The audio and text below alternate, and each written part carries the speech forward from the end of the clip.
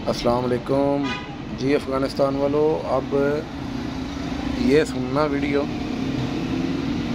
हमारे जो पश्तून भाई हैं ना, उन्होंने भी तुम लोगों की खूब इज़्ज़त अफजाई की है।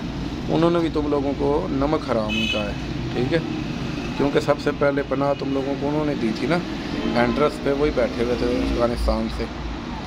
तो उन्होंने भी इस बात का ऐलान किया है कि अफ़गानियों ने नमक हरामी की है इंडिया की गोद में बैठ के।